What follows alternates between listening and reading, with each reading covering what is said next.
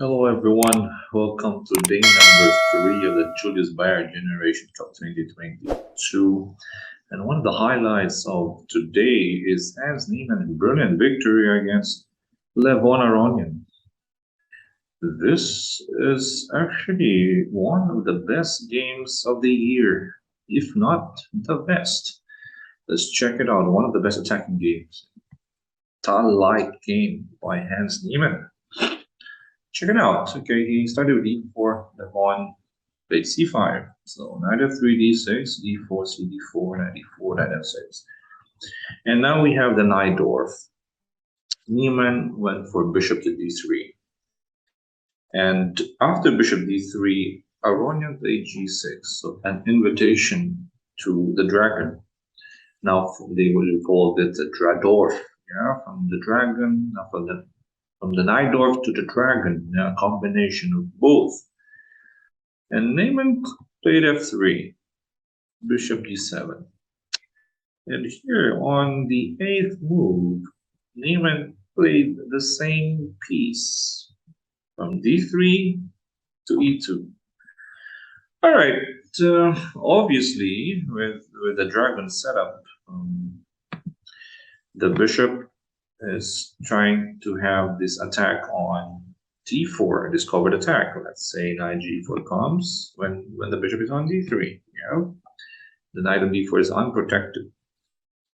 So typical, black also lost a tempi with a6. He started in an Najdorf, transposed it to a dragon. So with bishop e2, well, with that loss of tempo on a6, bishop e2 for white, basically it's just equal, yeah?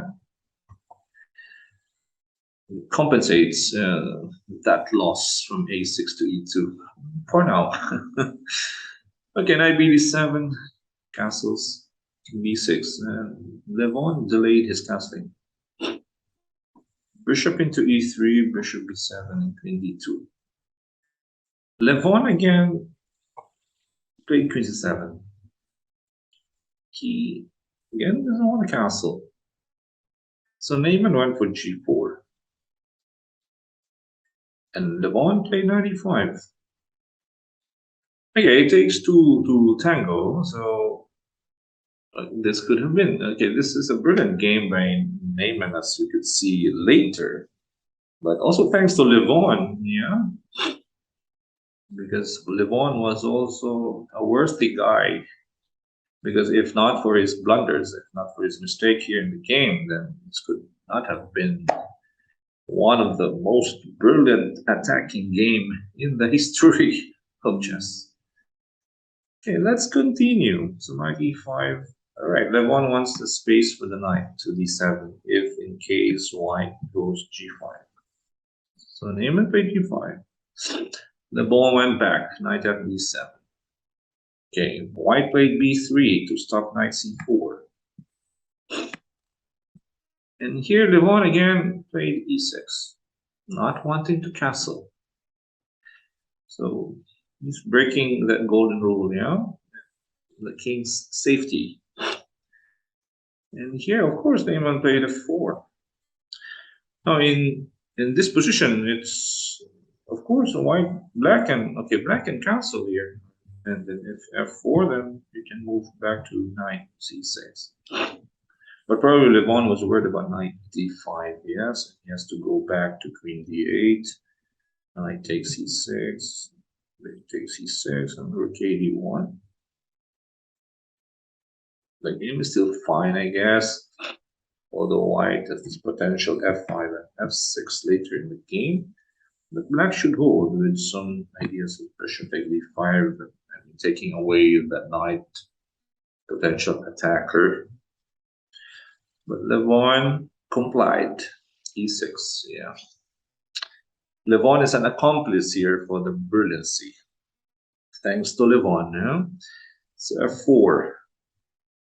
And here he played rook c8. All right, counterplay to that knight on c3, which is protected by the queen, the lonely queen. Well, if he goes back after f4, if he goes back to knight c6, Knight db5 comes into play, I believe. Okay, so this is typical sacrifice, especially in the Najdorf. Yeah? White gets this pawn on b5, pawn on d6, and queen b8 here. Knight takes e6. You have to play king e7, and maybe rook a1. Yes, it threatens knight f7 or knight f5. If you go rook d8, white could go f5 here. That king is just doomed, yeah, with f6 coming up. Not only f6, white could also take on e6 and rook takes f7. 8. So probably that was the reason why Levon had to play rook c8. But knight d5 is still in the air. And Niemann played it. Actually, in this game, Niemann only spent 3 minutes. The whole game, yeah? 3 minutes. Wow. He's a genius. Takes on b5, knight takes b5. Okay, sometimes you have that, yeah. On good days, you have that, yeah. That's the beauty of chess. Sans the drama, by the way. Okay, knight takes b5, queen takes c2, knight takes d6. Where's the Levon's king going? King e7. F takes e5. Another strong move. Now, if Levon tries to take the queen on d2, there's rook takes f7 here. King's only move is d8. And now takes on d2. The knight here attacks b7. The rook attacks g7. So in this case, black is losing a piece. Okay, if he takes on e5, knight takes b7. If he goes king c7, or maybe king e8, af1 protects the rook, right? If he goes king c7, just rook c1 check, because the king is also protecting that knight on d7, an overworked piece. So in the end, white will have that extra bishop. So Levon went for knight takes e5. Okay, the knight on e5 protects f7. The rook protects c2. But Niemann found the best move in the position. Queen to b4. Woohoo. Protecting the knight on d6. Potential discover check on f5 or c8. And moving away from the queen. c5 is guarded by the bishop, so no queen c5 to protect. Okay, Levon oblige. He went for queen takes e2. Well, thanks to Aronian, yeah, he allowed his opponent to deliver the final blow. Knight f5, although he resigned. If not, then okay, we can continue with king d7, queen e7, or queen d6, and queen e7 mate. There are many mates here. Knight takes g7 is also mate. You can also go e7, and after this one, knight d4 mate, yeah. Central knight mating king. There are many ways, the 3 or 4 ways to checkmate black in this position. And what a game by the controversial Hans Niemann. Well, I should say that okay, it was beautiful chess from the get-go. Okay, bishop e2 was understandable because Levon actually transposed the game from Najdorf to the dragon. So with that bishop on d3, if you take a look at the game, why that bishop e2 move? Okay, the bishop now again is attacking d4 with simply knight g4 and bishop to d4. So bishop e2 was played. And also in the Najdorf, you played a6, you transpose it to a dragon. Normally in the dragon, let's take a look at this one. If you want to play the dragon, you don't need to play a6. So both of them wasted tempo with bishop e3 and a6. So that compensates, yeah. So a6, bishop e3, and bishop e2. And Levon not castling early was his mistake, yeah. And e6. Here, C8. This is just an invitation to the brilliance. It's good to see games like this, yeah. Pounding on your opponent's mistake.